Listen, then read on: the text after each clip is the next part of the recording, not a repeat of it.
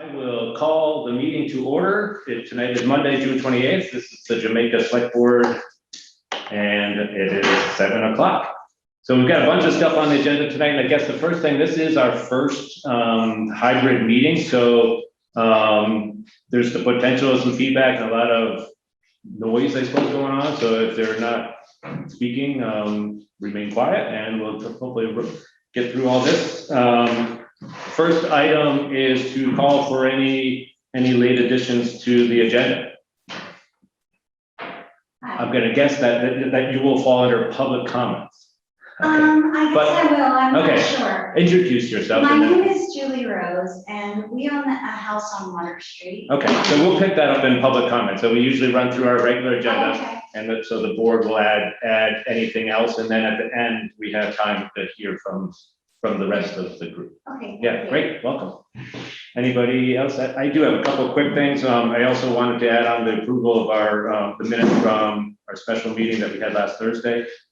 And also just an update on the ARPA funding, the American Recovery something Act, Money Act. So those are the two things. So the first item, we'll skip over some of our kind of housekeeping type things that we typically do to begin with, just to move right into the presentation with Laura and Sean and the VTrans group, and hear what they have to say regarding the bridge on Bridge 32.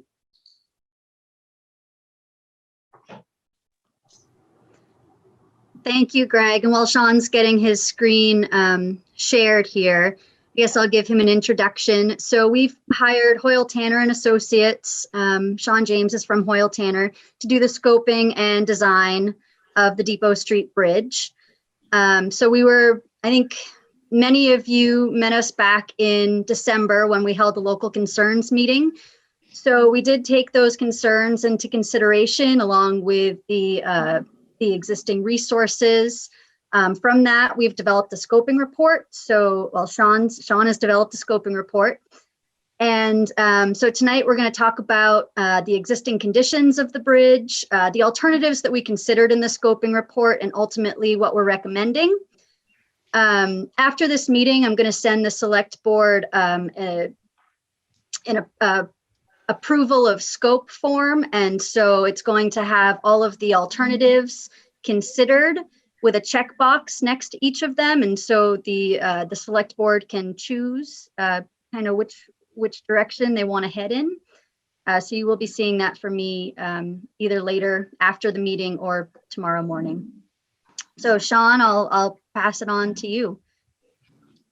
Okay, thanks, Laura. All right. Yeah, you should be able to share it. All right, so can everyone see the presentation picture of the bridge?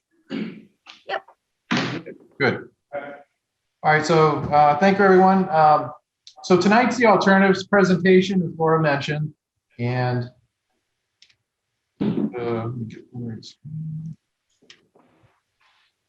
okay, so the outline tonight, and a little bit of this, if you've been to the last meeting, I apologize, it's a repeat. I'll go through some of the existing material a little quicker than last time and try to focus more on the end, but just in case there were people that hadn't been here originally, we'll go back over it. So introductions, purpose of meeting, we'll talk about where the bridge is if you're not familiar with it, the process, what kind of condition it's in, what we looked at, and then ultimately the recommended alternative and schedule.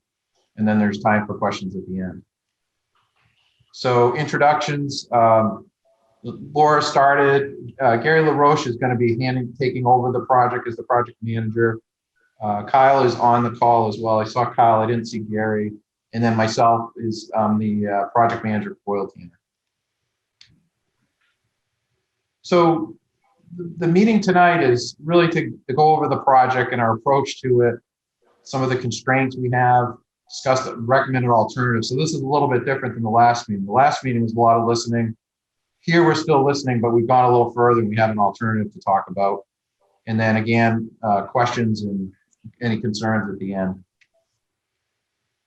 So hopefully everyone's familiar with where the bridge is, but it's on Depot Street. near the state park. Here's an aerial, also near the village school. And where are we at in the process? Well, we're early on in the process. So this is a graphic of the VTrans development process. Starting over at the left where it was funded, we're initiating project definition. And that's where we were at. We're resources, constraints, alternatives, public participation, hopefully build consensus. That's what we're hoping for.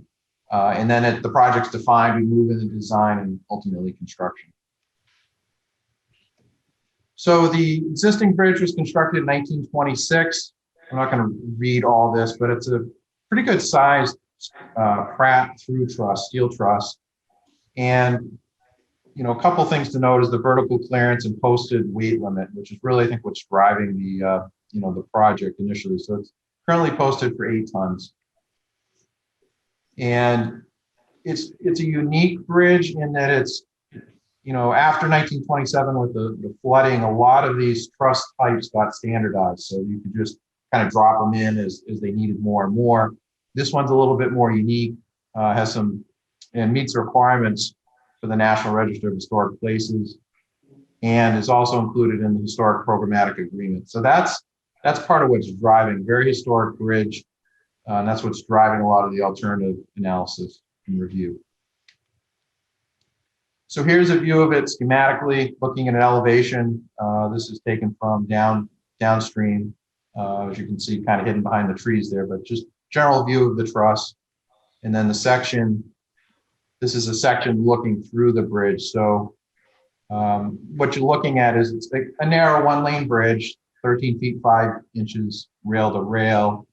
And the running surface is the timber deck, which has running boards and then deck.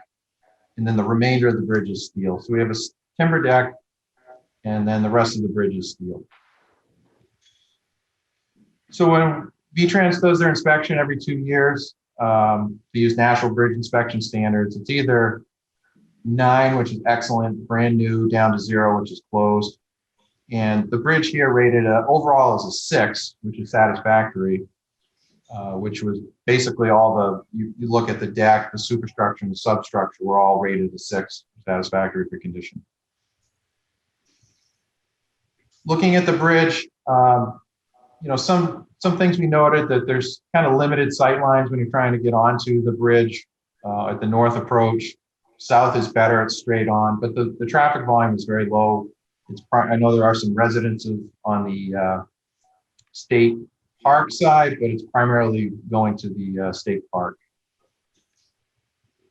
A couple pictures of the decking, which has been replaced. So transverse deck to the bridge. So large timber deck, timbers, if you will, and then the running planks run longitudinally down the bridge. So those you can kind of see the deck itself isn't in terrible condition, but the running boards are a bit. There's some rot in them. They're loose, and also they don't. Another thing we like to see with running boards is usually go full width on the bridge. What can happen sometimes, particularly at night, people get off the running boards, and it's a little hard to get back on sometimes. So this, and I should mention too, as far as what's original and what's not, we believe the entire bridge is original with the exception of the wood deck. So the wood deck's obviously been replaced. The remainder of the bridge is original. And when we get down below the deck, kind of working our way down, we look at the stringers and floor beams. Really a lot of debris. So it's an open deck, probably not a lot of maintenance, if any, in recent years, other than maybe when the deck was replaced. So you're getting some rusting of the stringers and as well as the floor beams. It's really the stringers that are in kind of the tougher condition. So that sand you see built up on the stringer there just collects moistures and accelerates the deterioration of the steel. As far as the truss is in good condition. It is painted. There's some section paint peeling throughout. A little bit of section loss, primarily on the lower portions, but that's not really what's driving the analysis or the rating of the bridge. So the truss itself is in good condition. The substructure, dry laid stone masonry, still in good condition, has a concrete cap which is really deteriorated and it needs to be replaced. So you can see that in kind of the, people can see the mouse, but up here, there's a concrete cap and at the top, just below the bridge. So that's in poor condition, but overall the stone abutments are in good condition. So one thing another consultant looked at was the resources in the area, and that's natural and historic resources. So here they looked at wetlands, surface water, floodplains. I won't go through all these, but generally within the area of the bridge. And what they found was that there's wetland areas within the area. It's also the project's within the 100-year floodplain. And there's some, for non-game and natural heritage programs, some natural communities and that were noted. Also for rare, threatened, and endangered species, they're in the northwest quadrant. There was some identified, as well as mussels in the area. So we've got resources, some rare, threatened, endangered species that we need to be aware of and look at. Also federally listed is the northern long-eared bat, and then there's invasive species within there's 3 here that are listed, small areas within the bridge. So again, state, local, state and federally listed species, and then some invasive species as well. Also, VTrans looked at archaeological resources, and this is again well known. There's a lot of Native American resources in the park that are known in previous and other sites, as is noted there. That's slightly north of the bridge. So really, anything we do outside the footprint of the road and the bridge is going to need further archaeological investigation. So this is a plan view just of existing conditions. And it's just, again, looking down from above. And the point is from the call it the south here, the town side, pretty straight approach to the bridge. And then there's a hard turn as you enter the park. Daily traffic is pretty consistent, about 5%, 5 to 8% trucks. Some of these are, future values. In a little over 260 to 280 cars a day. So again, relatively low volume road, but this is the only access into that. So it's an important structure, even though it's a low volume bridge. So the alternatives analysis. So the first thing we always look at is, well, no action. And what do we, what if we didn't do anything? And really, if you didn't do anything, the stringers are going to need some work within the next 5 or 10 years. There's a lot of deterioration in those. Again, they're directly below the timber deck and have had the most deterioration. Knowing that, the town did want to move forward with a project and look at other options here. We looked at 3 options of rehabilitation, and those are at different levels at the 8, 12, 15, and 20 ton. And we ended up grouping the 12 and 15 ton for a lot of reasons, but essentially that, whether it was 12 or 15 tons really didn't matter to the treatment of the bridge.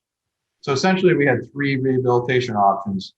One is H8, basically keep it where it's at as far as capacity, a little bit higher going up to H15 and then looking at H20. We also looked at another option, which were called adaptive reuse and a new bridge upstream. So again, the idea here would be that the bridge would remain for pedestrian use, and then a new bridge would be located upstream. So that's shown in this graphic here. So this is kind of a dual purpose graphic. So for the rehabilitation options, the bridge is to the south here, or downstream. The bridge would remain and be worked on, and then upstream would be a temporary bridge.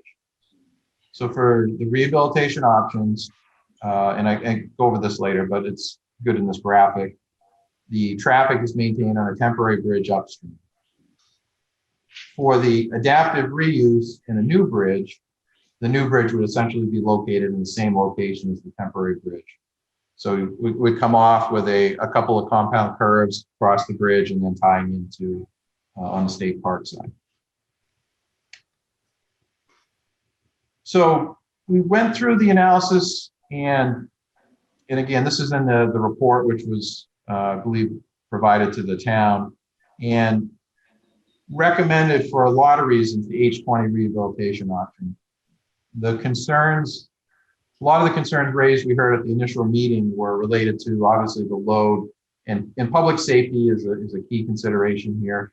Also for residents on the other side, fuel oil delivery was another one that was mentioned. So the H20 rehabilitation would accommodate both those, would accommodate the town fire truck as well as local fuel trucks. So what is that? What would this entail? So it would entail a whole new floor system. As I mentioned, the deck is timber anyway, and that's been previously replaced, but it would require replacement of the stringers and the floor beams in the truss. And that's pretty common on a bridge this age. They're not typically designed for 20 tons, and generally, or often the floor beams are in worse condition than they are here and end up being replaced earlier. So it would be a new floor system.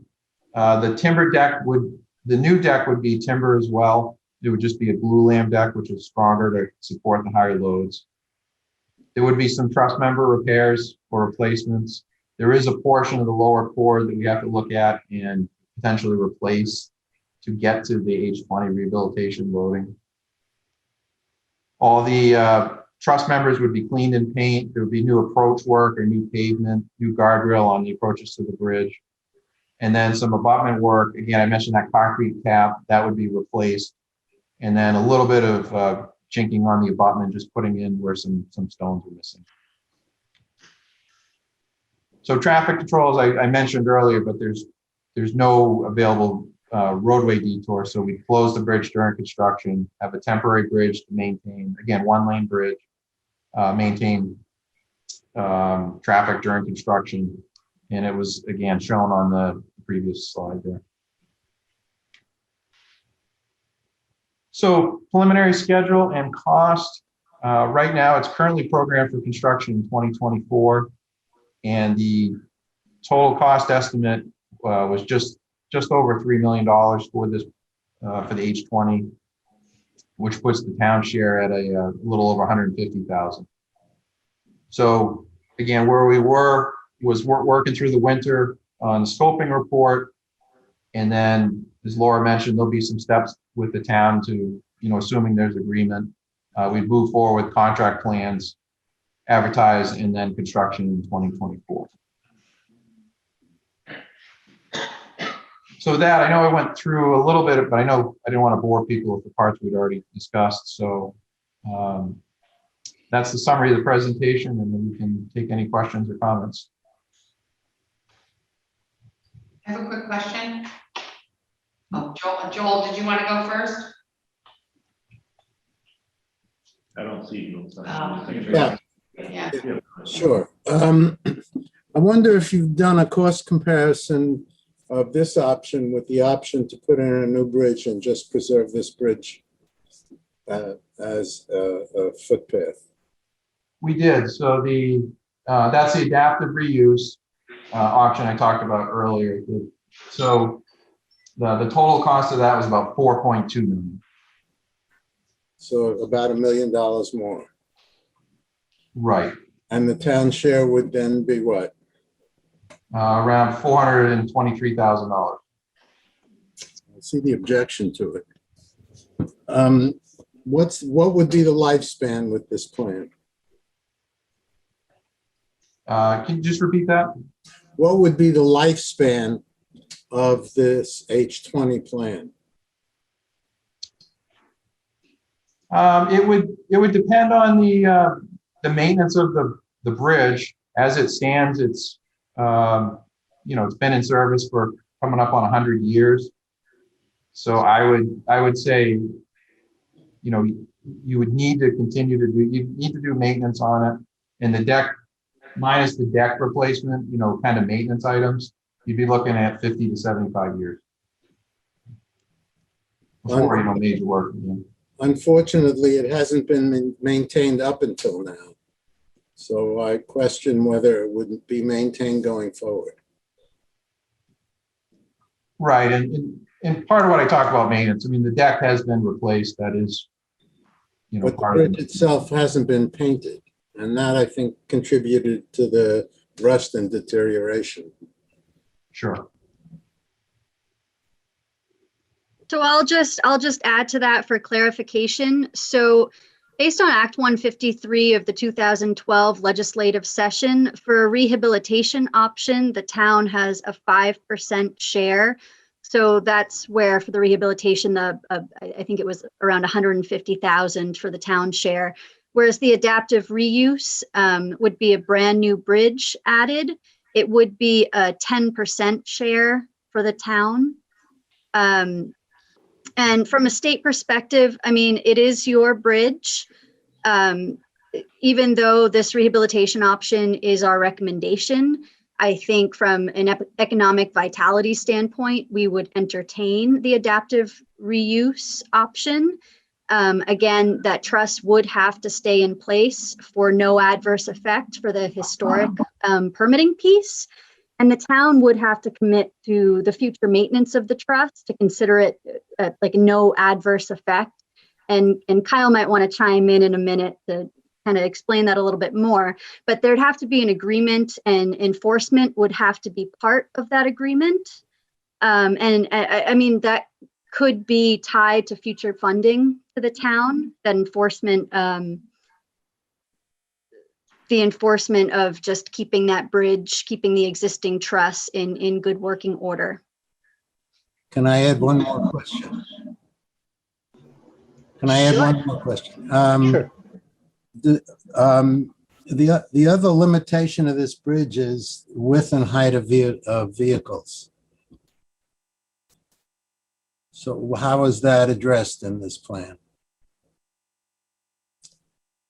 So the width, regardless of whether it would be a new bridge or or this bridge, the width wouldn't really be any wider with a new bridge. You're right with the height. We didn't make any changes to the vertical clearance on the bridge and the rehab option. Thank you. Yeah, and from an agency standpoint, we discussed the width. From our view, there aren't sidewalks leading up to the bridge. We don't feel like the traffic is so high that we really need to make this wider for pedestrians. I think as is, it's functioning okay with the low traffic volumes. What about service vehicles? Reconstructing the dam, there's a leak in the dam. What about getting service vehicles in? So again, that's something that's a decision for the town. If they really feel that this doesn't meet the need of servicing the dam, then that's something that the select board can discuss. And possibly consider the adaptive reuse alternative. I know I'm pushing my luck, but is there payment options on the $400,000? There is not, nope. Okay. Thank you. Thank you. Jessica, you said you had something I'm good. to? Oh, okay, sorry. I have a couple quick questions. In the package that you sent out, the page 22 actually, it says that the design life in years for the alternatives 1, 2, and 3 is 40 years. The fourth alternative is 75 years. So we're all granted that it's more expensive, but you get nearly twice the design years with the new second bridge upstream. It seems to me that if you're going to have to put in, and I refer to under your costs of maintenance of traffic, you list about $400,000 for the bridge that is upstream in preparation for traffic flow during the construction phase. You give us $20,000 for the alternative 4. So I'm guessing $400,000 is what that bridge upstream is going to cost. if we're putting $400,000 into a bridge and then dumping it as soon as the maintenance is done, versus having a second bridge built to the specs that we want to be able to use for traffic, legitimate traffic, not just one lane in a little steel box going across, dodging pedestrians and bicycles. It's going to be more expensive, but you're going to have almost twice the design life, and you're going to have something that's more useful than what we have now. And I guess I'm thinking in terms of the long-term idea of having a decent bridge upstream. And I don't understand why we need to have a superstructure, why we can't do that like so many other bridges that we've constructed in Jamaica, and just have the bridge itself without the superstructure. If I'm defining that in my mind as the iron on the top. I'm guessing that it sounds like there's about a $400,000 difference if I'm looking at your paper, but we're going to throw $400,000 away building the second bridge to start with. So I guess I'm wondering about how all this math works out and how we as a town have to decide whether we want to put that much money into a project only to have what we have now, which is a single lane. Maybe it'll be nicer, but it's not much bigger. And if they want, when I can remember several years ago, they were moving some heavy machinery down to work to the base of the dam. There's no way they could, it wasn't just the weight that prevented that material, that machinery from going onto the park. It physically couldn't get through the structure. So if that's in our future, it would seem to me to build a bridge with just the deck and not the, if I'm using the incorrect term, I'm using superstructure to equal a iron over the top. Seems like a lot of money to have the same thing with some of the same problems. Just for 40 years and then have to revisit this. My thoughts. Thank you. Good. Andy? I know that last time there was no representation from the Army Corps. So I'm going to ask this question. Well, why is it on the town of Jamaica to worry about the maintenance of the spillway? I mean, I know why, but last time no one had an answer because there was no one at that pay scale that could answer a question like that. I don't see why we have to be concerned with the spillway that's been leaking for a number of years now, why that's on the town of Jamaica. Well, before was my understanding they were going to put a bridge in to get their equipment across. And then all that funding disappeared for multiple dams across the United States. And then one other question, we move that, say we get the other bridge, who pays for how do you get to the bridge? Where you put a road in? Does the town of Jamaica do that? Is that expense included in this? Looking at the money, looks like it's built into the project. Built into. Yes. But just trying to picture how that. They've allocated $400,000 for the 3 other projects for the access and the entrance and the exit. I just think the dam should be in on this if there's any concern about their problems. Right. And once again, nobody can answer that. There was a guy last time, but he said he was at the wrong pay scale, he said. I'm gonna ask a quick question. Yeah, sure. Go And ahead. actually, Paul, in your role as from the fire department, maybe. So the option that's A20, which is the one that's being recommended, does that in fact accommodate the fire suppression equipment? Should accommodate ours. It does accommodate ours, Having said that, but not, we've got 4 vehicles, 2 of Okay. which would be those kind of things. right? I'm not sure it accommodates some of the larger water supply trucks that would be coming on mutual aid. I'd have to look Right, at so that. we'd be on our own Exactly. without access to mutual aid. But in concert with my position in the fire department is the emergency management. Harken back to several years ago, when there was discussion about what we would do should the dam fail. This is back when the conversation was what you're talking about. How do you evacuate that area? We've got that little bridge. It's gonna be serious difficulty to be able to get everybody out of there in a hurry. because the dam fails, it's minutes before the bridge is awash. So I'm thinking from the EMD position that we need to do more than just replace what's there. And just make a newer version of what we already have, as opposed to taking this opportunity, put in something that's realistic from a variety of sections. I got the EMD and the fire department piece, but also the larger campers and larger trucks that are going through, and the heavy equipment too, whether it's our responsibility or not. If they're working on the dam to prevent the dam from dumping, then I think we ought to help them out and give them something that doesn't have restrictions, physical restrictions, not just weight restrictions.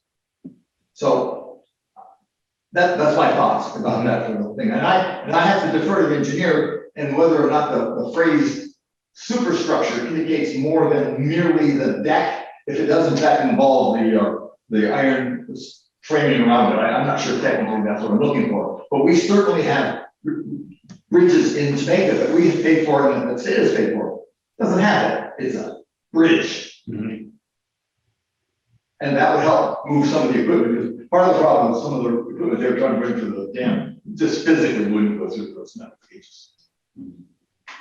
If I could just jump in for a sec, just to clarify one thing in the report. So the design life was brought up. I did want to clarify that. So we did have a design life of 40 years for the rehab. That doesn't mean that 40 years from now, you tear the bridge down and it's no longer useful. The intent with that is the repairs that are being done aren't going to last 80 years. So in particular, it would be the deck. So the idea is you would go 40 years and then there would be additional work to look at, deck replacement, maybe some steel work. But the intent with it is not, 40 years from now, the bridge is no longer functional. It really has to do with the deck, and just try not to oversell what it would, what the service life could be. That's all. Can you answer the question about the superstructure? The sections? Yeah, so the superstructure is basically anything that's above the abutments. So in this particular case, you have a steel truss. On the new bridge or the adaptive reuse, it would be a steel stringer bridge, concrete deck, more modern, typical one.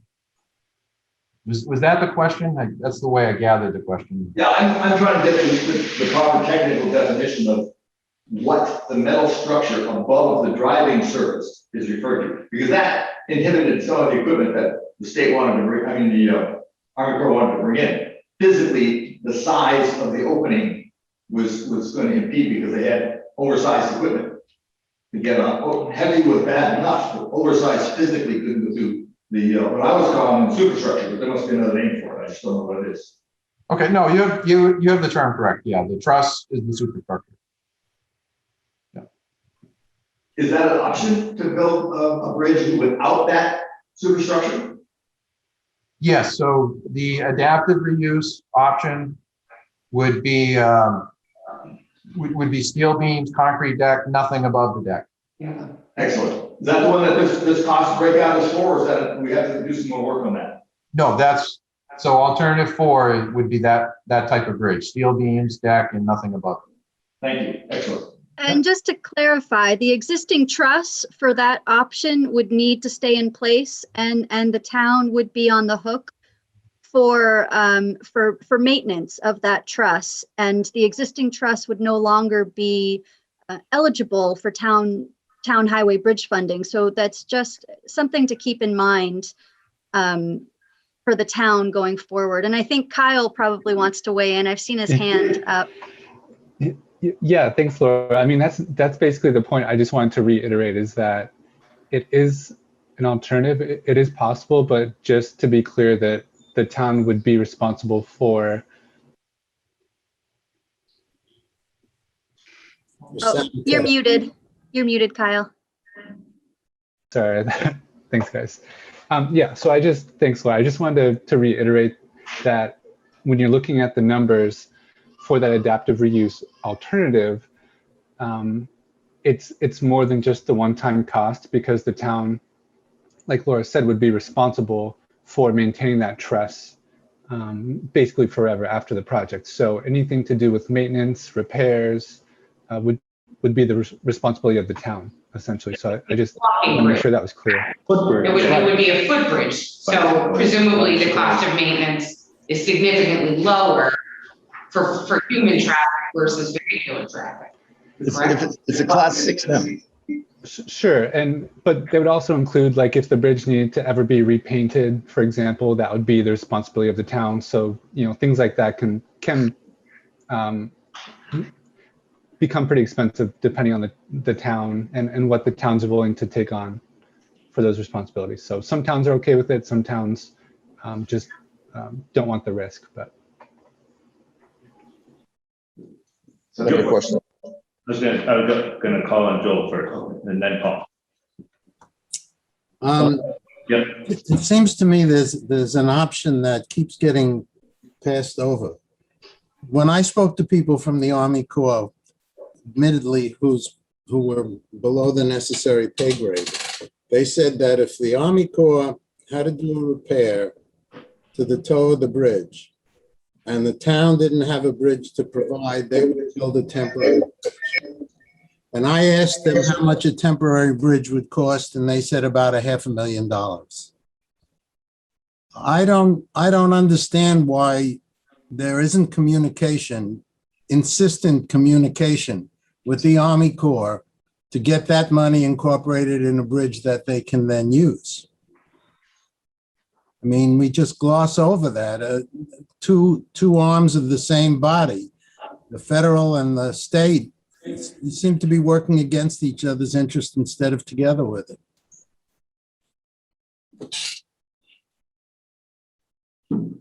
No suggestions.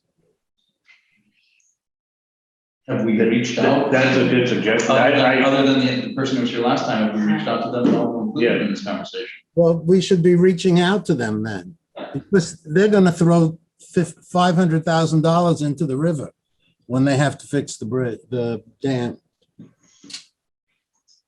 So does that fall, Laura, would that fall onto the town to us to orchestrate that? Obviously, it's in our best interest, but I don't know where the driver comes in on that. Yeah, I mean, ultimately, this is a town-owned structure. It's your structure. The alternative that you choose is up to you. So I think that it would make sense for you to have the conversation with the Army Corps. Which I had said a number of times. Right. So Laura, does the next question I have, this alternative to scope form, the kind of the next step, does that take in, I don't know quite what it looks like, but does that take in a weighted average to try to sort through the pros and cons of what we're all talking about? I mean, I think right now there are some pretty obvious pros and cons to each alternative. And to try to help us weight those, or is that not quite what this scope form provides? No, the scope form is pretty simple. It just says you want to go with alternative, alternative B.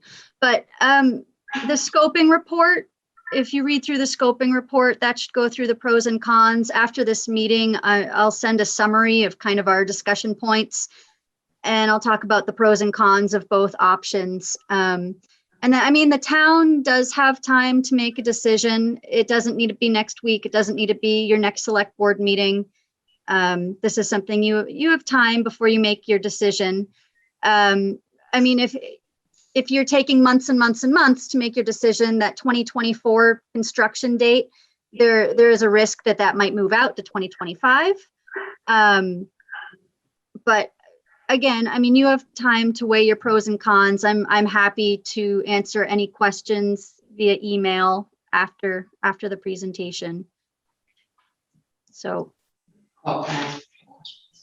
Okay, thanks, Laura. Yeah. Paul, that was a question. You don't need to, don't unmute. Okay. Don't do that. Don't unmute. This mic will pick Now up. I am muted. Yes. Wonderful. You know how many people over the years would like to have a button on mute? Put your hand up. The question I have is slightly different. I understand, having gone through most of the paperwork they sent us, that there's an expense of sorts to the state, perhaps not obvious one, but but at least a time constraint having to do with the examination of the architectural or the historical area in which things are being constructed, reconstructed, or worked. So my question for Laura and friends is, do we need to do the same level of investigation for the archaeological component for the upstream temporary bridge that we have to do for the other three options? Yes. Yes, you do. And that's, again, one of kind of the biggest risks of getting this project through the delivery process. And so it's likely that later this summer, they might go out and do a couple test borings. So they'll just do some borings in the area. It's not my my expertise area, but so they'll do some borings. They'll determine if anything's out there. If something is identified, then that will go into like the next phase of an archaeological study. And it can get quite expensive depending on what they find. And that is for temporary bridge or a permanent bridge that will have to be done. Exactly. It's my colleague, Brennan Gothier. He's the archaeologist for this region, for this project. And he would be the expert, but essentially, yeah, that's exactly right. Anywhere where there would be ground disturbance, essentially is where that phase one investigation would need to happen. And there is a relatively narrow window for field work. So essentially, you know, we have the summer and the fall, and then if as soon as the ground freezes, then field work is kind of shut down until the ground thaws again in the spring. So that's just another constraint to keep in mind, the field season. Okay, thanks. Jessica, you had one? Yeah, so I haven't read the report. I haven't seen, kind of dived into the pros and cons, but just at first blush, I know that I would want to see an overlay of our, for example, our tax map, so that I can understand, regardless of what option we choose, there needs to be a temporary bridge. And I guess from an engineering perspective, we're limited, and the temporary bridge has to be north of the existing truss rather than south. Which is unfortunate because there's both the school, when you're looking at it bird's eye view to the left, and there's private property to the right, which is going to be impacted. So I just think as we, like I said, it looks like, regardless of which choice we go through, I think we just need to do a little bit of a dive. If you just look at the legend as to what's 40 feet, assuming that it's not just where the bridge, the temporary bridge will enter the land, it's some, there's some collar around that where work is done. So there's going to be some chewing into private property there. And I just really want to understand well, because that to me is probably the hottest point I can think about right now, more than the money, more than anything else. So was that part of the pros and cons, or we should do that work now? So that's kind of part of our project delivery process, is the right-of-way process. And so, and it started pretty early on. So once we have conceptual plans done and we know where the slope limits are, we'll determine where the impacts are, and go out and talk to property owners. Any impacts into their right-of-way, they'll be compensated for that. So property owners will get compensation. If you're talking just the temporary bridge, after the temporary bridge is removed, the land is brought back to how it was before construction. So the grading, the seeding, mulching, et cetera, any trees that have to be replanted, it will be brought back. If it is permanent impacts, then that might be something that the town should consider. You could gauge property owners ahead of the project to see if that's even really viable. So if we go out and we offer compensation, we go through the negotiations process with the property owner, and we can't reach agreement, then it would be up to the town to enter the condemnation process, and so the town would need to condemn. It's just part of the process, again, to show that you need a temporary bridge for the project. I'm sure that would go through the condemnation process with no hiccups. To show, putting a brand new bridge, and keeping two bridges, that might have some hiccups, I'm not sure. And I can't. Sorry, I was just quickly curious if the budget for A20, includes an estimate of compensation for private property owners, or that's not already baked in. So it's in the estimate as like a total right-of-way cost. Okay. But that's not the compensation that a landowner would get. A lot of that is kind of process fees, process cost. Right. So I couldn't tell you right now how much a property owner would get. I couldn't tell you, would it be, 2,000 or 10,000? I have no idea. And we're kind of left out of that. That's our right-of-way negotiators would go out and do that negotiation piece. Okay, thank you. Yep. I just wanted to add really quick too on to Laura's point. Throughout the project delivery process, within my group at VTrans, within the environmental section, we're also, Sean mentioned all of the resources within the project area. So it's really a balance. We try and strike a balance. If we're talking about impacts to natural resources, impacts to archaeology, impacts to above ground historic properties, and impacts to property owners, we really try and balance all of that. So if there is a potential impact to a property owner, it might be the result of that process and maybe avoiding impacts to a threatened and endangered natural resource, for example. So it's that's sort of how those impacts also evolve. In addition to the design, it's a lot of times avoiding impacts to other resources too. So. Right, and just to add to that too, with the either adaptive reuse or temporary bridge upstream, we did look at the tax maps and the property owners there, and it looks like it's town owned on one side and potentially state owned on the other. On the park side, we need to get more information from right away, which, as Laura mentioned, will have to occur later in the process. But just at first pass, those are the initial landowners we were looking at upstream. Good, thanks. Paul, you had some? On that, I'm off, okay. I believe in one of the documents that I read that they submitted, they discussed that the property acquisition upstream, and I believe the information I drew from that paragraph had to do with that, with public property. There wasn't a private property issue where the bridge was. North of it, my initial feeling was much like hers, is to put it south.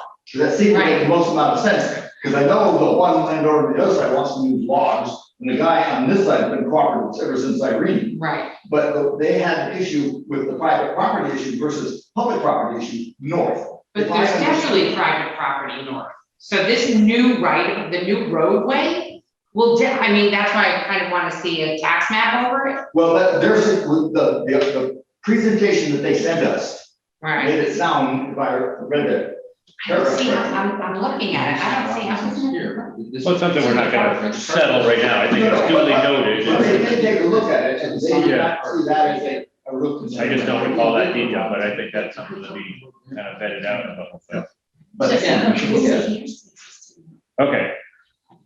Any other comments for the group for back to VTrans? I mean, I think that's something viable. I mean, something well worth looking into along with everything else when we kind of settle on these options.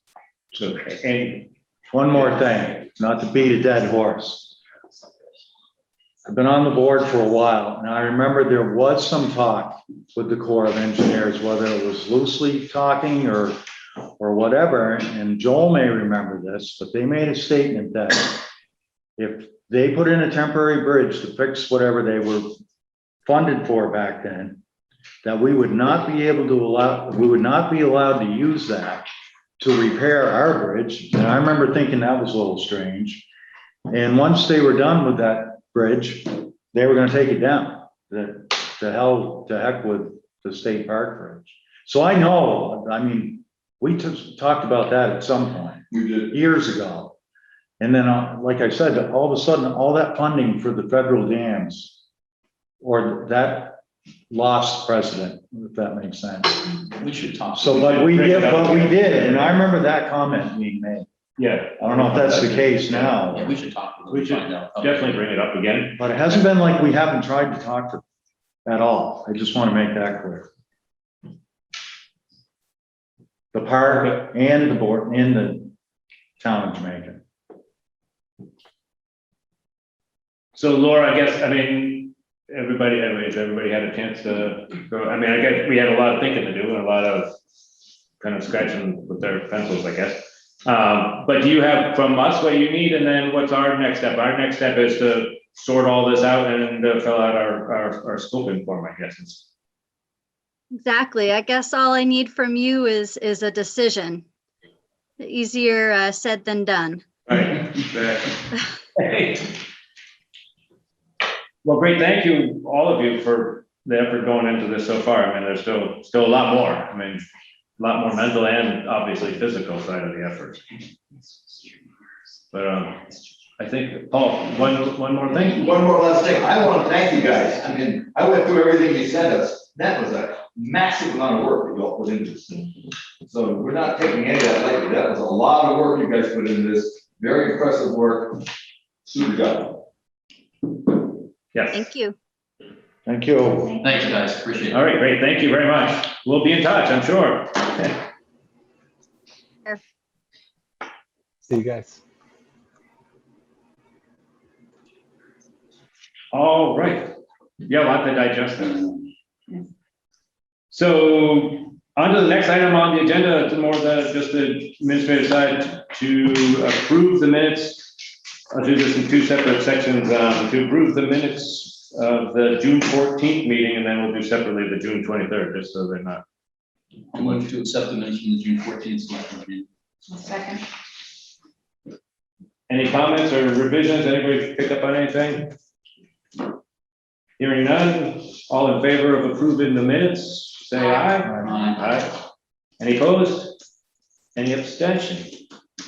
Unanimous approval. So next item, to approve the meeting minutes from the June 23rd special meeting. And that was the one that we called just to hire the alternate for the transfer station. So I sent them today. Okay, sorry. Maybe not. I make a motion to approve the minutes from the special meeting on June 23rd. A second. Any additional pages, comments? All in favor of approving the June 23rd minutes, say aye. Aye. Any opposed? I wasn't there.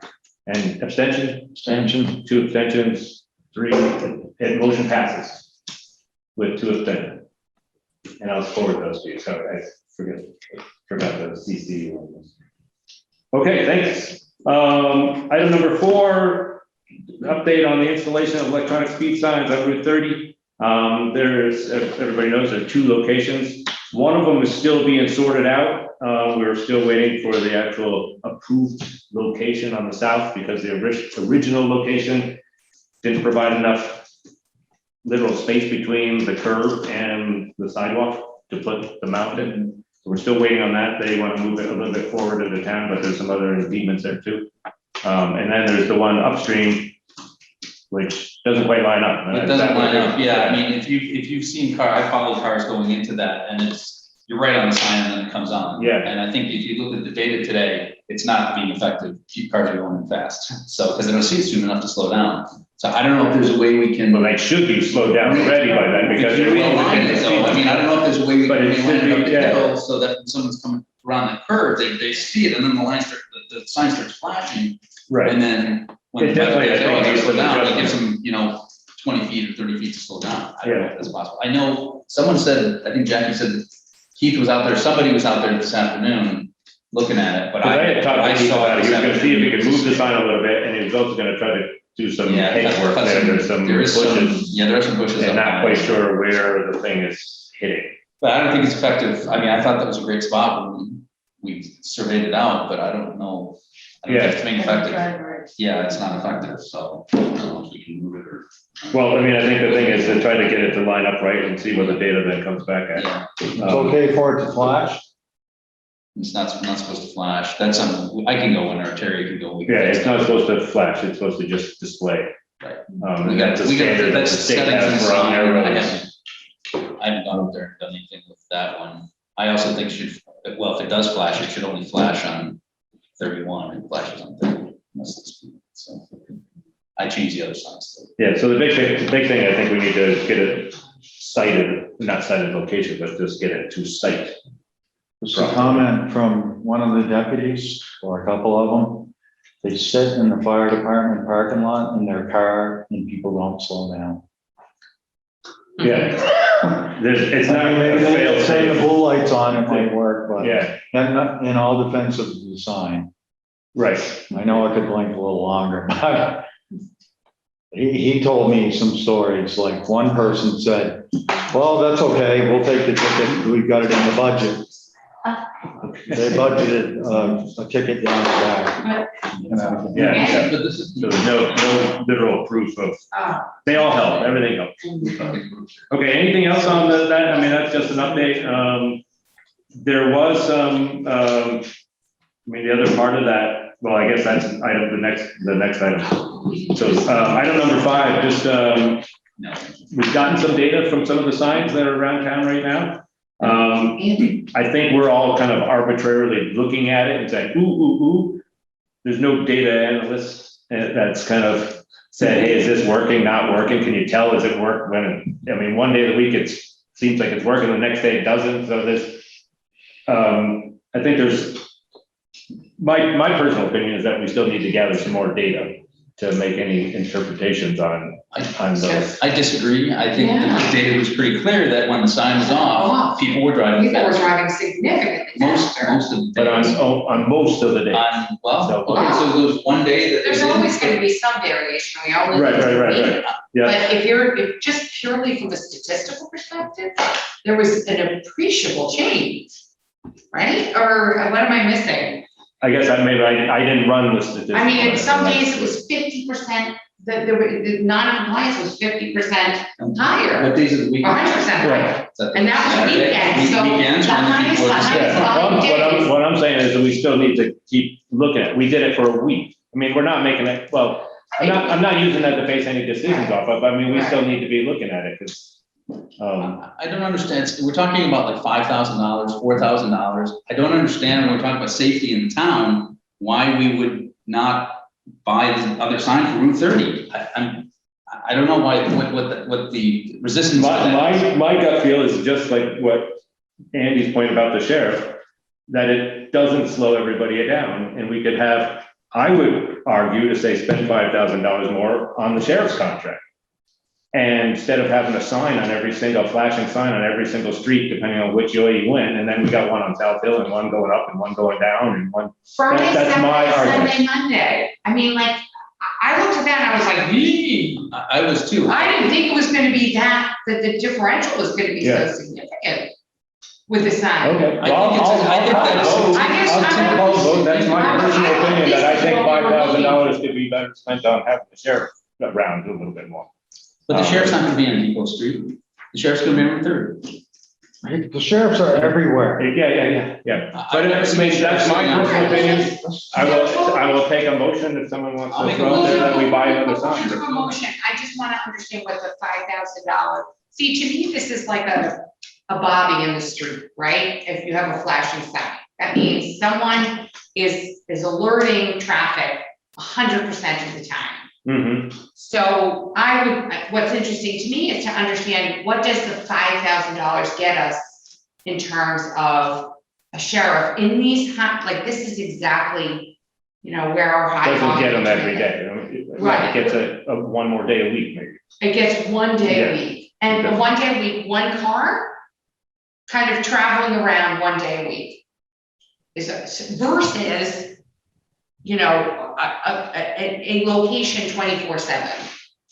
Where we at least, I mean, I'm okay to do another 2 weeks analysis. I'm not sure. I don't think it was gonna change, but I think where Right. we're going is to say, I've always said that having those signs in different locations, moving them around to get people to be alerted to where they are.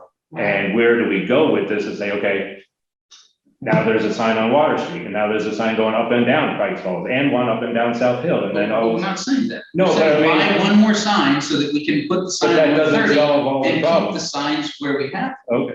That's what we're saying. Right, and it's possible that at different times of the year, I've right, stated my where case. So traffic, I'll take a the motion. concentration of traffic can move around, you know what I'm Yeah. saying? Anyway, I mean, yeah, we No, can keep it I'm moving. here. I was curious what the, I thought the data was clear. When we looked at the data at the last meeting, the speeding was not, people weren't speeding. And when we're looking at the data here, the people are speeding again when we turn the sign on.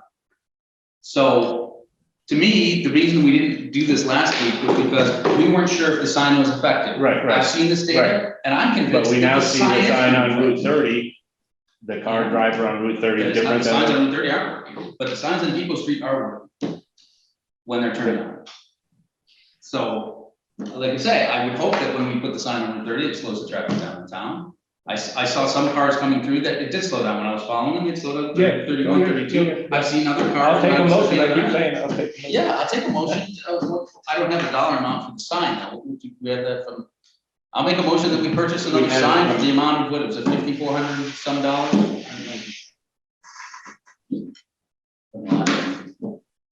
I don't have, it was over $5,000. Oh, It's yeah. 5,200 somewhere. Does she have it here? I don't think so. I thought she did, yeah, no. Based on the estimate that we received. That's fine. I'll make a In motion one of these that we guys? purchase a sign based on the estimate that Terry's provided Oh, to the yeah. select board, at the last one. Second, I second the motion. oh, second, Jessica. Any further discussion? Just that there's one sign every quarter mile on my road. You Yeah, got enough signs on Water Street. right, right. Well, on Depot Street, I think. Say, We're not- Might as well put 2 more on Depot, on Water any one Street. of those. Should get 3 more signs. Yeah. That's what we're gonna be asking for next.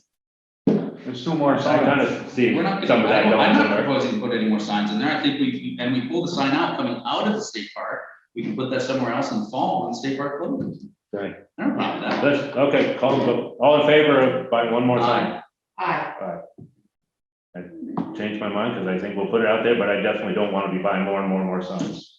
I mean, I think that's where they don't solve all the problems. So, They don't solve all the problems. any opposed? Any, thank you. Any abstentions? No, we're good. Motion passes. Or, with an abstention? Yeah. Okay. Sure. Motion passes. Get to one more sign for Route 30 and then won't have to move any of the others. Yep. All right, thank you. Okay. Now for that easy item, that's done. Now on to the more easy ones, right? So I'll let Andy kind of introduce this. This, item number 6, discuss the plan for addressing parking in Hamilton Falls. Andy's been participating on that and you can Okay. circle in however. All I'm going to say is that we have the sheriff's department attention on the problems with parking and blocking the road up at Hamilton Falls on the South Windham Road. Is that the name of the road, Charlie? West Windham. West Windham Road, I'm sorry. And just that I was talking to them all last week, probably called them 4 times, and they delivered a number of signs to Charlie Peck. 20 of them were usable. And I'm gonna just let Charlie tell you what he did with the signs, and I can answer any questions about the sheriff's department's role in it. Yeah, Charlie, if you want to just add on a little to that, we welcome that. Oh, I think Andy's got it just about exactly right. Captain Samatero of the Sheriff's Department came up and met with Andy and I and looked over the scene and told me that he completely agreed with my observation and observation of everybody else that lives on that part of West Windham Road in Jamaica, that the road is so narrow and the ditches are so steep and deep and the shoulders are so soft that most places, even one car pulled off as far as they can get on one side of the road will block the road for truck of any size, including fire trucks, ambulances, oil trucks, propane trucks. It's a bad situation.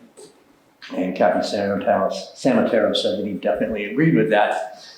On Friday, he and another deputy whose name I didn't catch came up and brought me all of the no parking signs that the Windham County Sheriff's Department owns. Total of 23 signs, 20 of which were usable. So John Began, my brother-in-law, who's sitting here behind me, and a couple of other local residents put those signs up. We put them up high enough so that people can't easily reach up and grab them or pull them down, but not nearly as high as the small no parking signs that the state Forest Parks and Recreation had installed there last year. The FPR signs are 16 feet high in many cases, and they're quite small. And I've talked to a lot of people there in Hamilton Falls who I think are truthfully saying that they just cannot see those signs from inside a car.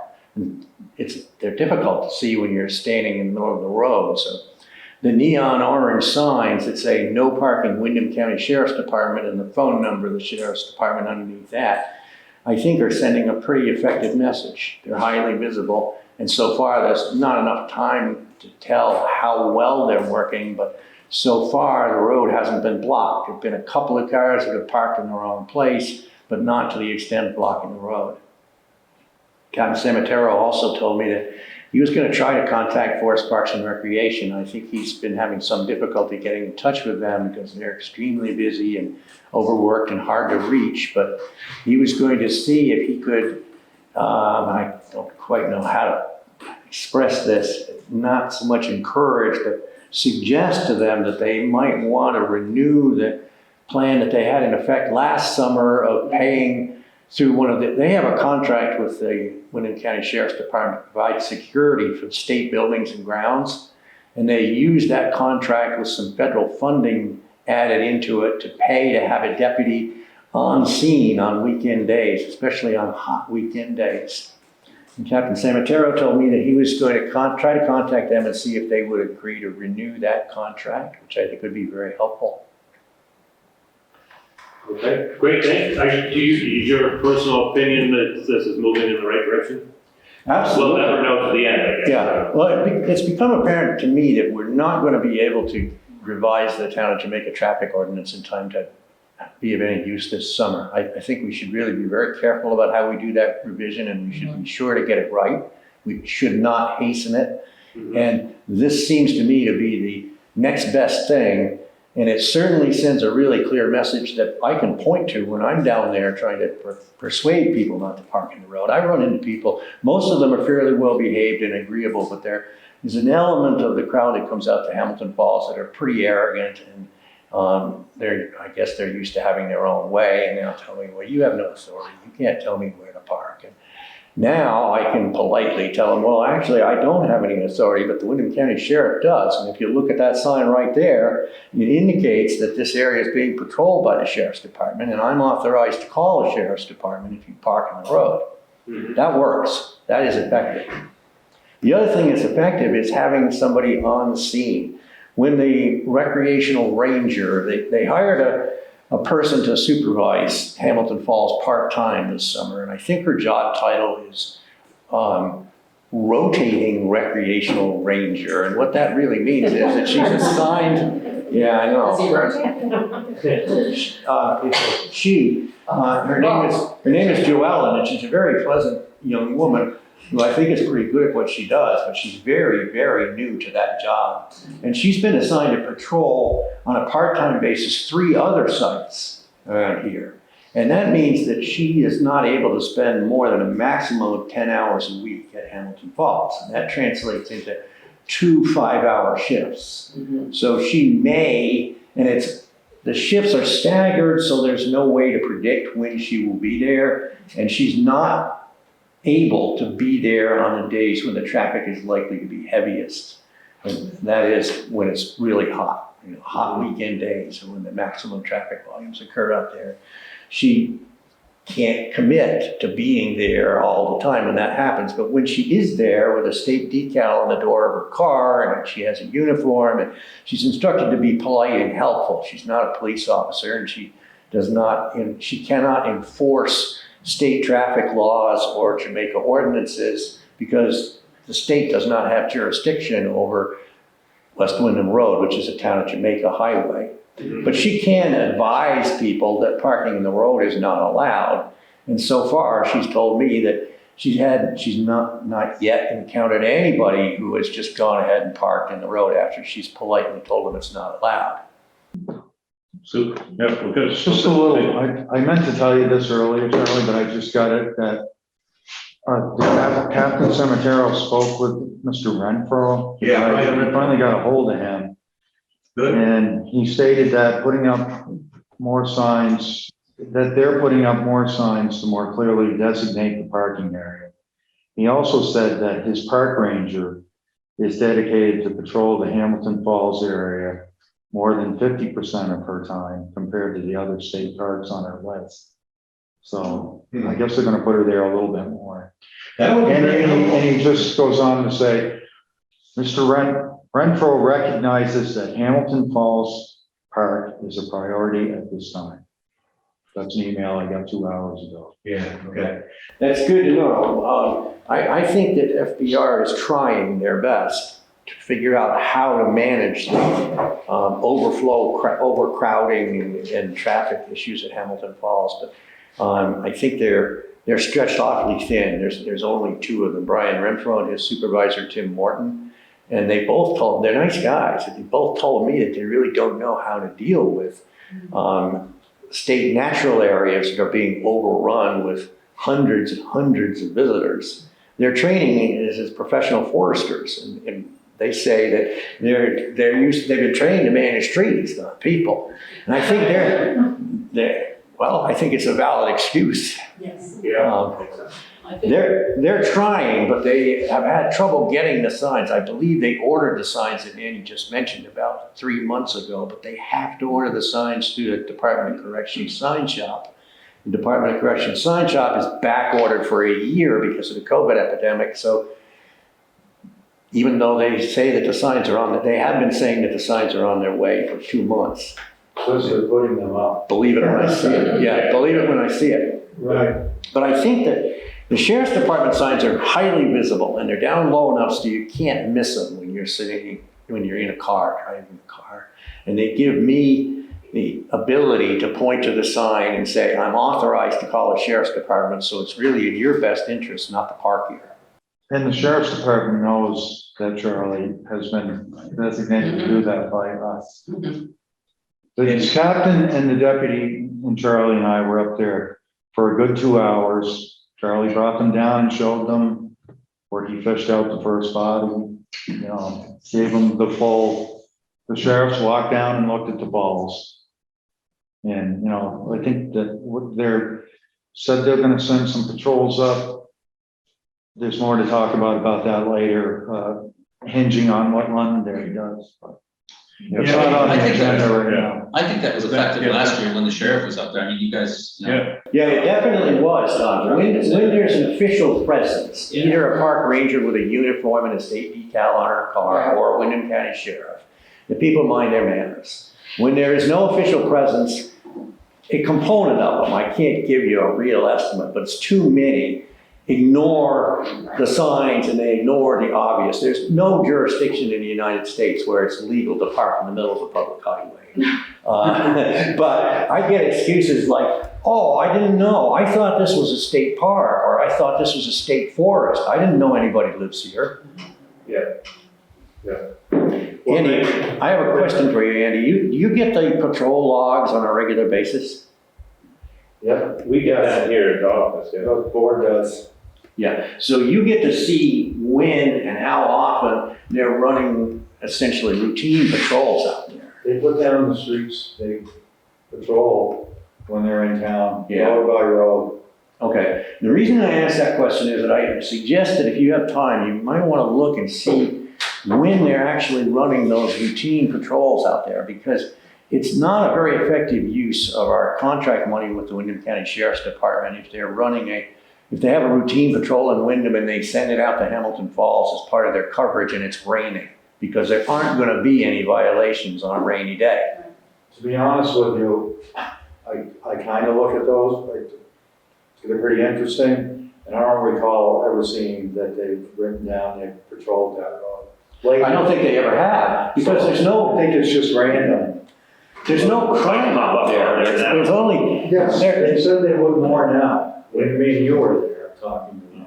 there's 5 families that live on the Jamaica end of West Windham Road, and we're all old friends and peaceful neighbors and not criminals. And so there's never been any reason for the sheriff's department to patrol or otherwise respond out there, except for the hordes and hordes and hordes of tourists from Massachusetts and Rhode Island and Connecticut and New York who park in the middle of the road. Well, thank you for your efforts in that, and Andy, thank you too for all the time up there. Greg, I appreciate it because it's an example of how the town and its citizens can work together to try to solve a problem. And that, I think, is a good model to follow at Pikes Falls. Exactly, yeah, and I think we've got a great support. I mean, the Windham County Sheriffs have always been. Now, Captain Sematero told me that now that I've appropriated and used every single usable sign that they own, that he's gonna order some more signs. So if you're getting reports of too many people parking in the road up at Pikes Falls, you do the same thing up there.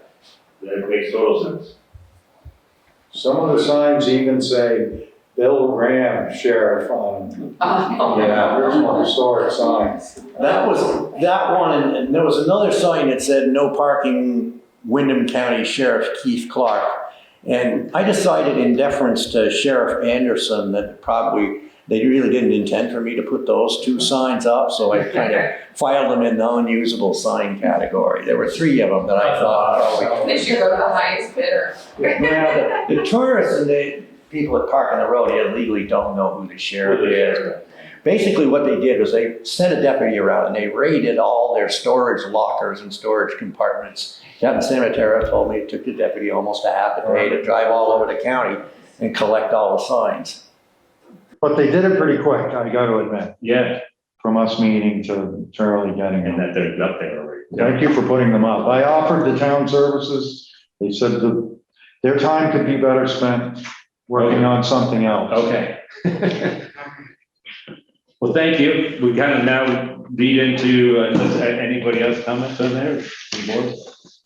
Item number 7, gather feedback on the proposed draft. Charlie's taken a lot of time to draft up a revised traffic ordinance that does take into account some of the parking issues and concerns at Hamilton Falls, but also around town. So we're still a lot of work to go on that. I don't know if it really, if we're going to get anywhere by just discussing it tonight. I think there's some pieces of that need to really be looked at. And it could be even offline, Charlie. I somehow think that me personally am getting a little bit bogged down in it and knowing where to go next type of thing. I know there's some decisions we have to make and whether we, as an example, set speed limits on the remainder of our other town roads. That was potentially something that came up. There's a lot of other little nuances in there too that need to be looked at. And I'm anxious to move it forward, but I don't know exactly what steps need to be looked at.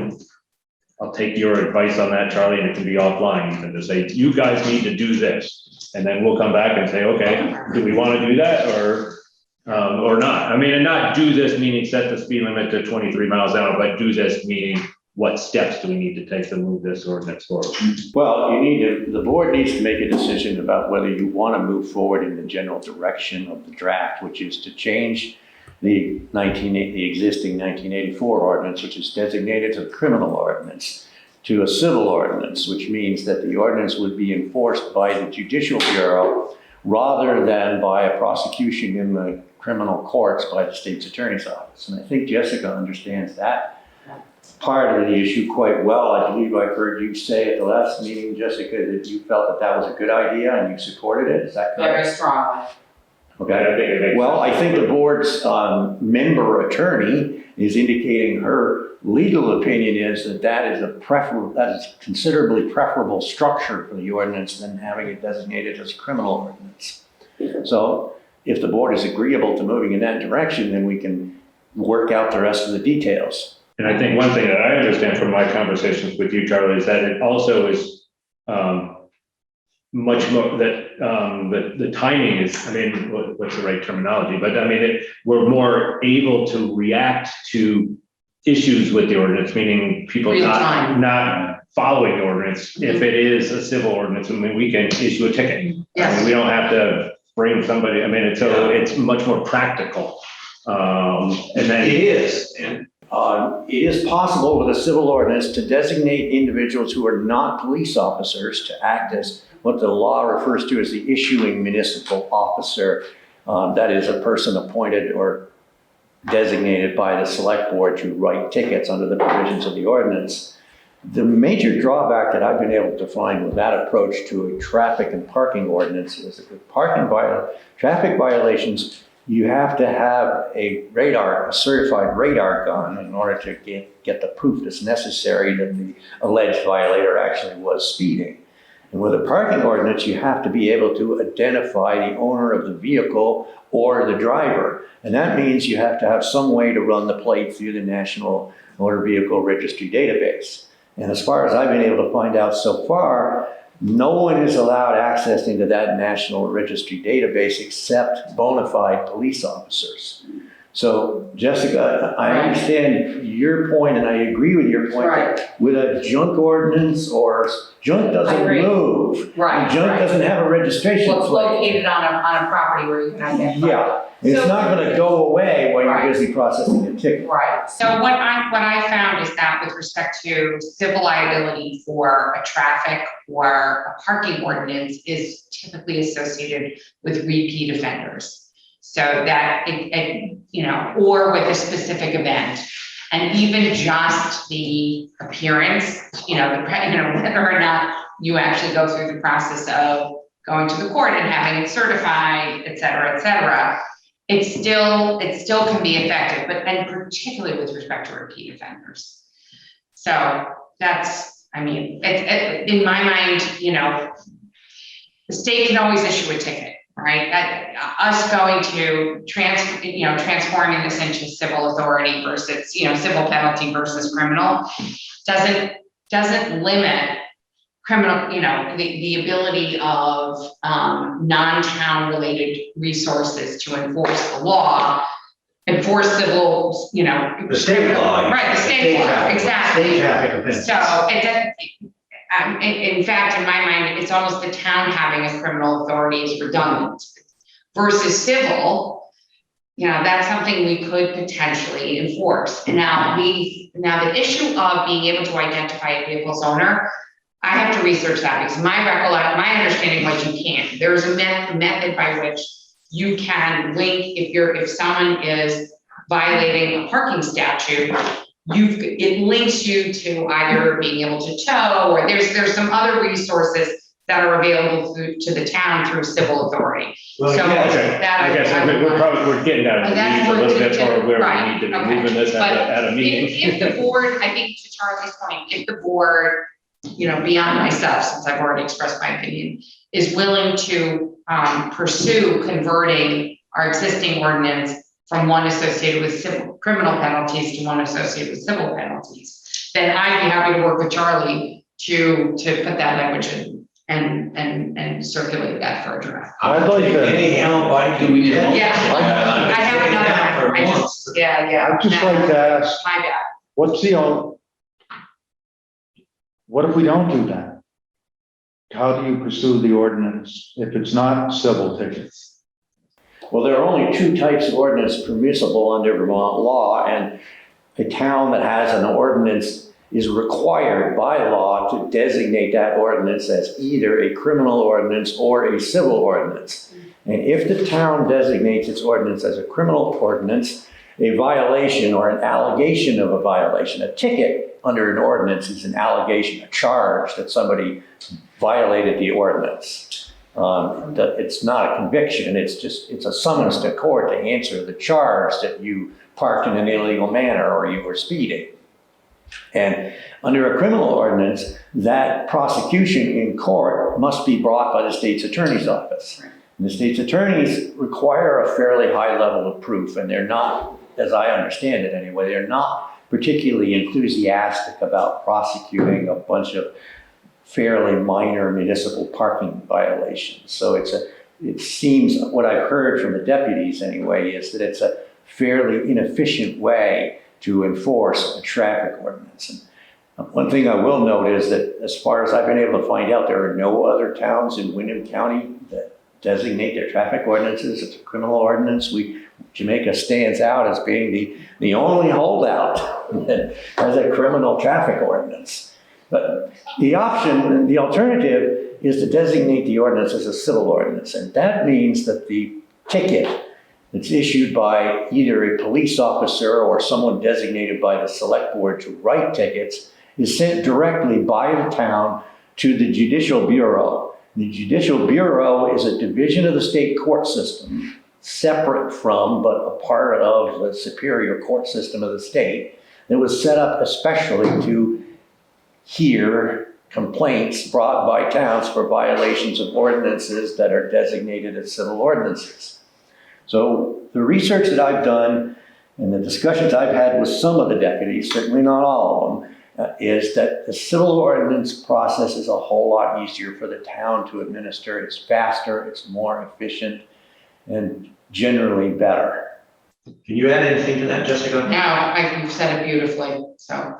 Yeah, well, thank you. Yeah, Do I guess, push forward, move forward, or do we just say yes? I don't know if we need a motion, but we can always take one. I mean, it's the will of I the think it's board. more I mean, just to hear from everybody, is everybody comfortable pursuing? I'm not changes? comfortable with designating someone to write tickets, but if you want to go pursue that. we don't have to do that as part of the order. I support moving to civil rather than Yeah. criminal. I think that's what we're talking And about. it allows us to do that, but we don't need to do that. That's not part of the ordinance. Right. It could be. Because you can write the ordinance, you can write a civil ordinance either way. The draft that I've given you so far states that only police officers, that would include state police, Windham County deputies, and the town constables. The town constables are defined in statute as being police officers with police powers, including the power to write tickets. So the draft, as it stands right now, states that only police officers can issue tickets. But you can write the ordinance in such a way that you, the select board, can appoint additional people who are not police officers, can be given the authority to issue tickets. Well, if they're gonna need to refer to the national database or have a radar gun, then that's probably not. gonna- Well, I think that might be a future discussion. Exactly. We can talk about that. Yeah, we can. Jessica, if you're willing and able to put a little bit of time into Yeah, hashing emails back and forth with me. yes. I think that with your experience and the research that I've done so far, I think we can work a lot of the technical bugs out of that draft. Yes. And improve it. I And agree. then come forward with, I we suggest decision that. on X, Y, and Z. You know, Yes, do we need to Yeah. decide on, do we do this or do that? But overall, conceptually, I'm hearing it and. it sounds like there's a consensus, right?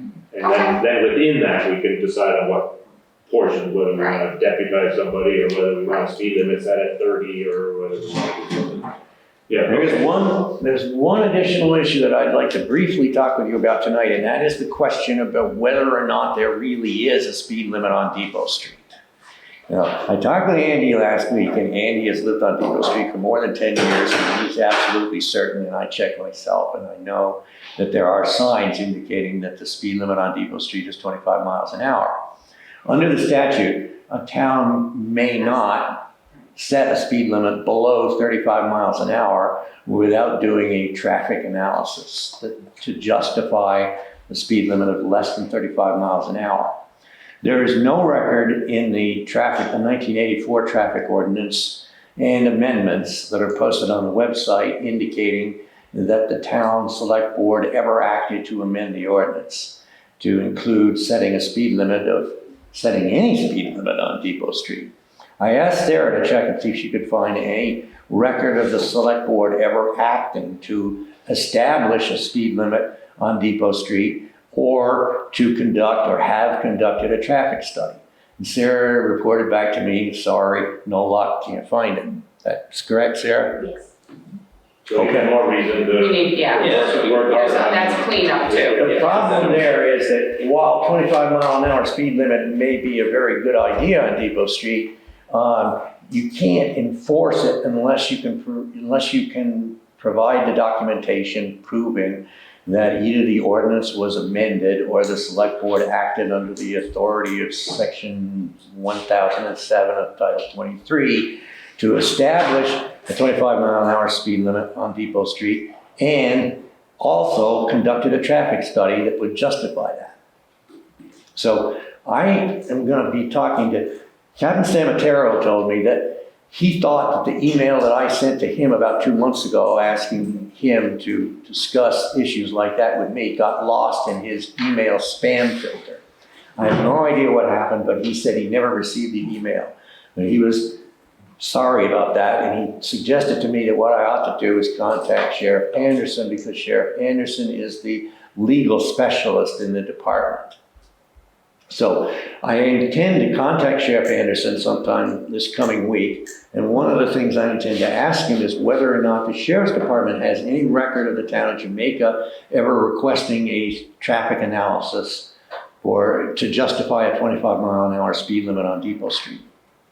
If they have that study, then we can simply roll that 25-mile-an-hour speed limit into the new ordinance. But if we can't find a study, then we're going to have that traffic analysis performed and essentially adopt a new speed limit, the same as the signs that are posted when we adopt a new ordinance.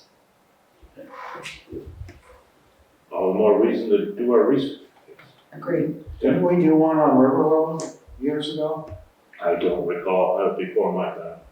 Anyway. Yeah. Well, there are a couple of things you have to have. Discussion that you guys can pull up. To have a valid speed limit, you have to have valid speed limit signs in the area that's affected by the speed limit. And two, you have to be able to find the documentation that proves that the town did it right. And that's the thing that is missing with a lot of our ordinances, is the documentation. It may have existed at one time, but it's been lost, or for whatever reason, Sarah and Terry are unable to find it. And it doesn't do us any good if we can't find it.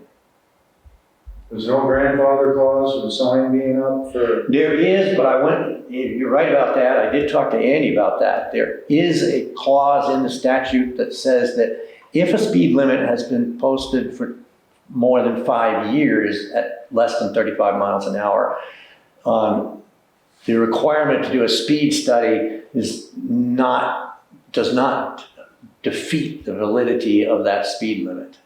Essentially, if you properly posted a road at less than 35 miles an hour and that posting has been maintained for 5 years and you can't find the proof that you did a traffic study, that speed limit is still valid. However, I went back and looked at the statute again, and the statute is clear. It says 5 years from the date of adoption of the ordinance or rule establishing the speed limit.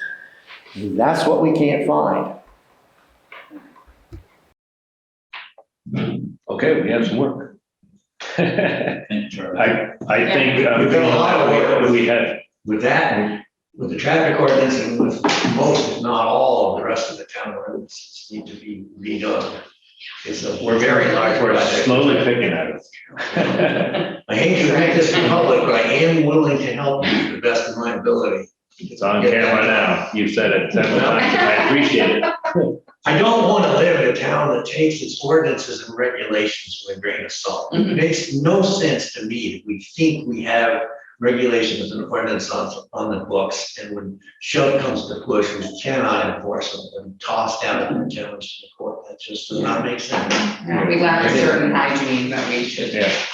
Well, I'm feeling we definitely want to move forward on the traffic ordinance and have Jessica and Charlie work together at the next round of the draft, and then that can come back in front of us, and we can take at it then. Jessica, do you have all the email that I sent out to the board members on that traffic ordinance? If you feel like resending it, resend it. I believe I have it all, but anything you want to resend, just resend it. If it'll make it easier for you, I can fairly easily go back and find all those and send you the whole package. Send me a package, absolutely, especially if you have them in Word. If not, I can refer them. Okay. We're anxious to move the meeting Yes, forward here. exactly. So, the item number 8, discussion and decisions regarding moving forward with the town hall request. No, Sarah's starting to get some more requests for the town hall usage. Back about 12, 14, 16 months ago, we decided that we were going to curtail the usage, along with a few other things that we've started to, town office operations and stuff like that. But I just wanted to bring that and make it more formal, whether or not we open up the town hall for usage as, per request as we've always had. I feel totally comfortable. I think with I'm that. comfortable with it unless there's another outbreak or, and we're gonna have. And we'll vote on it again, Yeah, then bring it really back in if we need to. Yeah. I mean, the state, On the state's guidelines. I just wanted to kind of retract what we kind of put in place You need a 16 months motion? ago. I'll make a motion that we open up the town hall to request and other uses moving forward, based on state guidelines. I'll second the motion. Yep. Any other discussion on that? All in favor? Say aye. Aye. Any opposed? Unanimous? Thank you. Yep, that makes it just formal. And I mean, the other part of it is that we're going to be signing pay orders here in person. I don't have to come down one extra day. Yeah. We just sign off on everything. We put a lot of restrictions in place when we went to remote meetings. So thank you for that.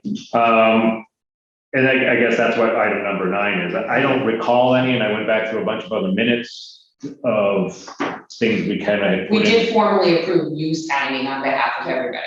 So if we're gonna recant Right. that, we should have a motion saying we resume. That was the only one that I was aware of, too. Yeah. Right, yep, Yeah. okay. I'll take a motion on that. A motion to resume, standard operations, and retract the, Delegation. delegation, that was put in place during COVID.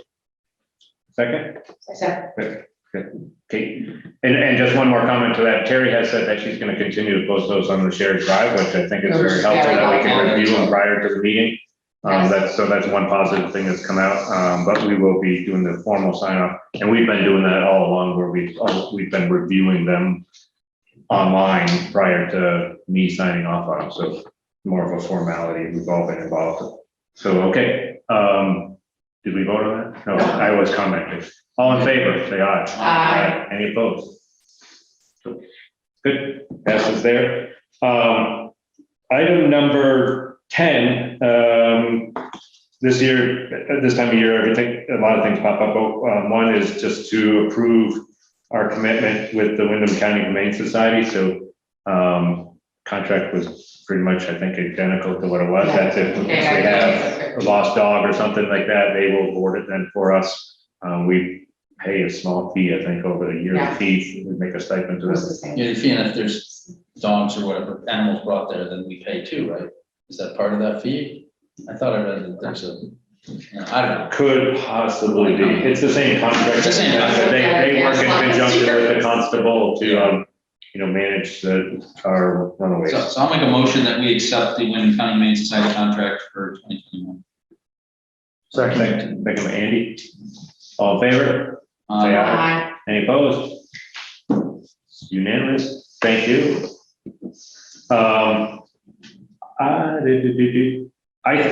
The other one that I brought up, and I don't think I said at the very beginning, so I apologize for messing up the agenda, but part of the, I did say this, that's a long time ago, beginning of the meeting. The American Recovery Act, as far as funding to the towns, we voted at our last meeting to appoint Terry as our treasurer to be the contact person and kind of oversee the documentation of that. Jessica was involved and we're signed up. VLCT recommends that we actually formalize our request for the funds at a public meeting, just as, again, good housekeeping, that we actually that we read a motion that we accept this money. We have basically 3 years to use it. If we don't use it, we have to give it back. So I will move. Did we do that? Well, we appointed Terry. There's 3. But we also, I thought the motion, and I have to look The at the minutes don't state that we accepted the we money. submit the application. We submitted the application. So there is submit the application, appoint a person, and then formally request that we receive these funds. This was VLCT recommending this. So Okay. there was one motion that we hadn't done, and it's like I moved to the town of Jamaica, accept the allocation of I had it in We don't know our final allocation yet. It's 155,000. Yeah, but that's pending, that's subject to review. We don't actually. Okay, so no dollar amount. I move that the town of Jamaica accept our allocation of coronavirus local fiscal recovery funding from the U.S. Treasury, along with the award terms and conditions and assurances of compliance with the civil rights requirements that are required of accepting these funds. I'll second. Any other comments? All in favor of taking some free money? Here. I'll raise two hands. Any opposed? So unanimous. So now we've crossed off and crossed the T's and dotted the I's on all three of those. So that's all that was. So the next item, number 11, there has been a Board of Health issue brought up. Board of select persons acts as the Board of Health for the town. I'm going to recommend that this go into executive session, which means I'm going to bounce it down. Typically, we try to, for administrative purposes, put the executive session at the end so that we don't have to have everybody here who's here for public comment go outside and wait for half an hour and then come back. So I'm going to move that we put that down and go into executive session. So leading to item 12, public concerns. I know there's a number of people in the audience here, and I'm very sorry I forgot your name, but now you can introduce yourself to the camera and bring forward. So I'm Julie Rose. I really appreciate, this is the first town meeting I've come to, and I really appreciate what's happening here.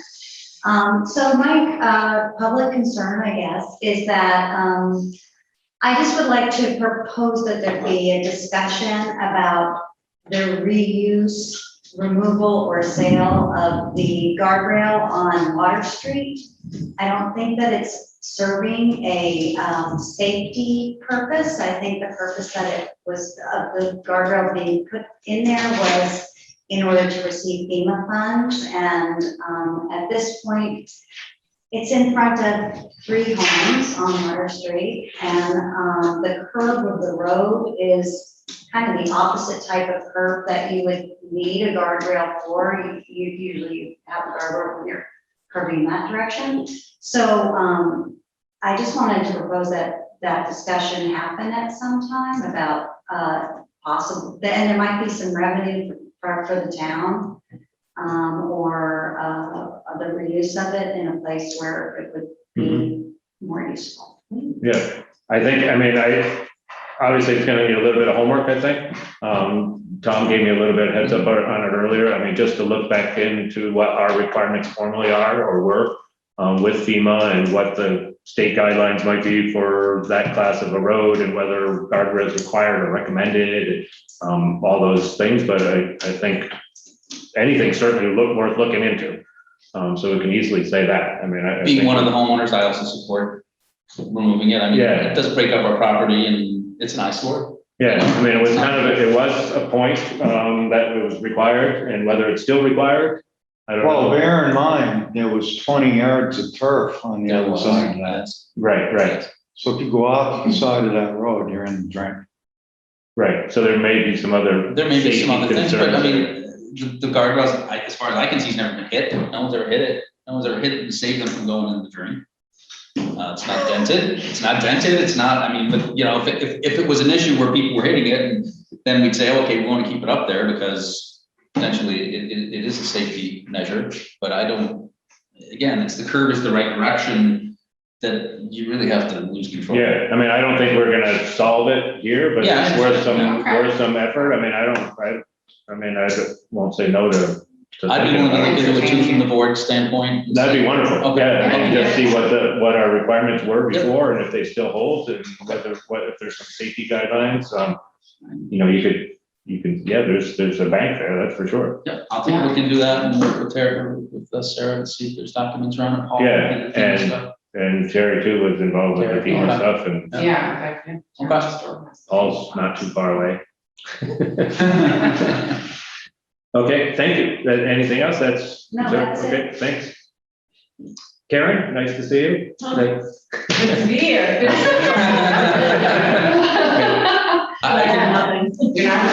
I can give a little update on the garden. It is growing. We have some flowers coming up in the wildflower garden. The fire department came last week. He brought some water. It just hasn't, it's been so dry, we haven't watered enough. But Jackie was out yesterday watering. So, and there's some things coming up. Not as much as we had hoped, and there's a lot of weeds. So if anyone from the public wants to come help weed, feel free to go out and pick grass and lamb's quarters. There's a ton of that stuff out there. But we're still, stuff's coming up. It's getting a little bit bigger. Some sunflowers, cosmos, some poppies. So hopefully we'll see some bigger flowers when it comes to August.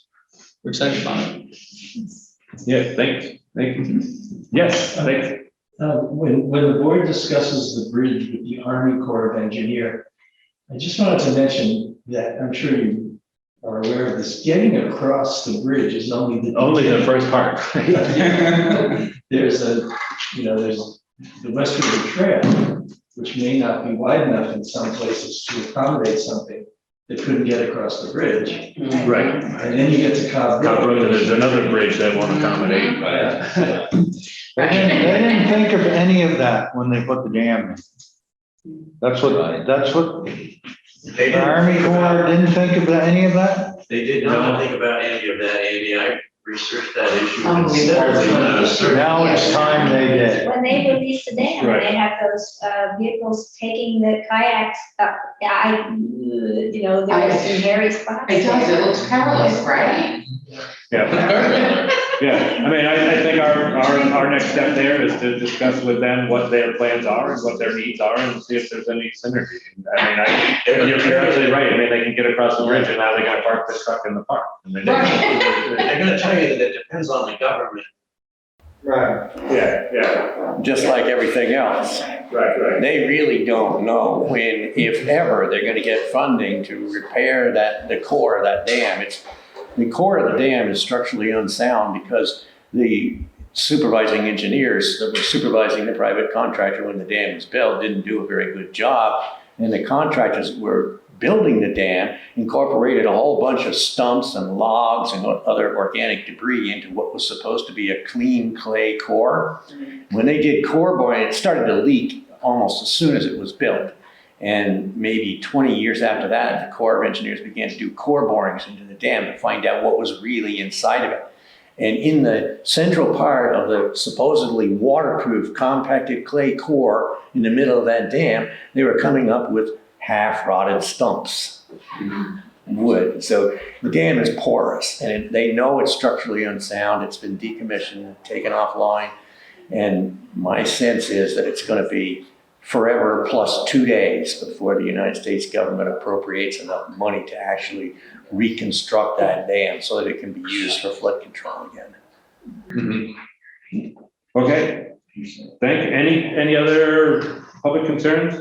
Joel's waiting. Oh, Joel, sorry. Yeah, I forgot to look at the computer. Hey, you're probably aware subliminally that the legislature overrode the governor's veto for second homeowners voting in local elections, which means that second homeowners will now be allowed to vote in local elections. I think it's subject to each area's decision, but that now exists. And Non-citizens. it would be Well, not full-time residents. Non-citizens, period. Yeah, non-citizen, yes, you're right. As long as they're non-citizens. It would behoove the select board Yes. Right. Legal. to study the permutations of this new law. So just to have a mental, put that out there. We need to take an action. We do. We need to understand it. Yeah. Second homeowners are 70% of Jamaica. So Jamaica should decide what it wants to do about this. That's all. Okay, yeah, thank you for the. I wasn't We're aware gonna of go it, back and but didn't quite. forth on a meeting. Can I have some advance notice? So I know. Absolutely. I mean, we Thank should you. probably call in some our own attorney and get some recommendations. Yeah, we can, we can do our own Some research and preliminary then whatever we research. decide. Yeah, run it by you. It won't go on the agenda on Thursday afternoon without knowing. Thank you. Do you have the language to know in 10%? I do have that, yes. I know you. So I will now move that we have an item that is necessary to go into executive session. So I move to find that premature general public knowledge will clearly place the public or the person involved at a substantial disadvantage if discussed in public. Second by Tom. We feel all in favor? Aye. I'll make a motion. Any opposed? Any? I'm saying, Abstain. I'll make a motion. to move session. Tom's made the motion to move into executive session to discuss the matter of the provisions of Title I, Section 313 of Mount Statute. are we gonna do anything about it? Where we're at with it. So that's not something you guys do, right? Yeah, right. There will not be Start looking. we won't have a decision, it's just more information. They have